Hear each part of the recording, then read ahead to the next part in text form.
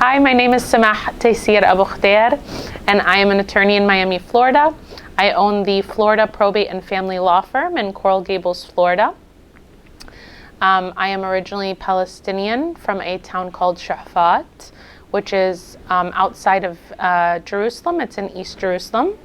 My parents were both born and raised there, and I visited for the first time when I was 14 years old after my parents had saved as much money as they could to take my sisters and I to visit. We went with my mother because my father was working and could not come with us.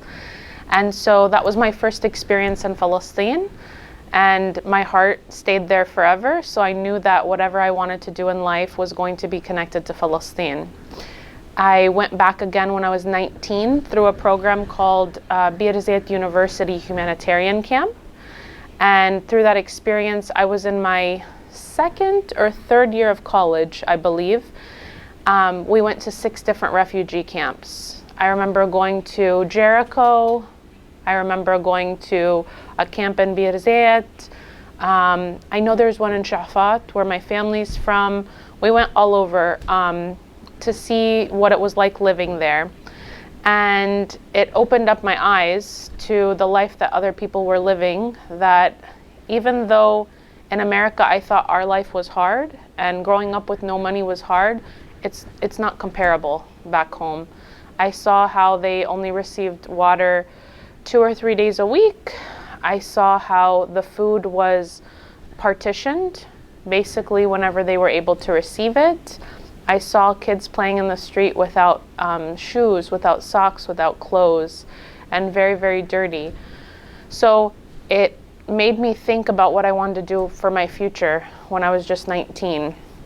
I thought I wanted to be a doctor like my father, but then I quickly realized my calling was not to be a doctor. It was something more humanitarian related.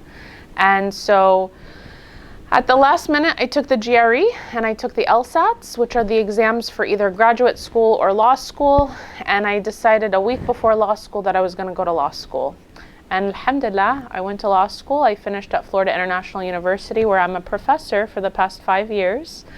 And I get to talk to freshmen and tell them my story so that they can see what they want to do in their future, and how at 19, at some of their ages, how I determined what I wanted to do the rest of my life. So I went to law school. I took several classes, one of them Sharia law, and I did my thesis on Islamic adoption because I knew I wanted to do something mental health related, and I also knew I wanted to do something with children. And our culture, and sometimes people within our religion, no matter what religion you are, right, are not open to the idea of adoption. So I decided that I wanted to, focus on this area, become more educated, because the only way we can convince and educate others is to educate ourselves, right? So I decided to do it on Islamic adoption, and I made the highest grade in the class, alhamdulillah. And I decided that when I became a lawyer, I would do something related to Palestine, to children, and to mental health.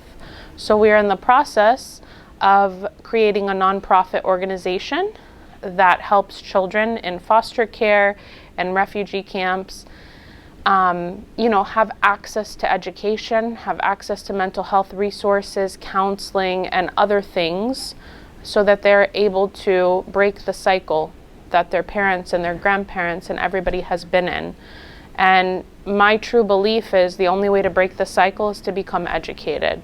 Open people's mind. It doesn't have to be traditional education. It doesn't have to be college, but at least teach yourself and educate yourself on what you need to do to break out of, living in refugee camps, living in foster care, and making something for you and your family.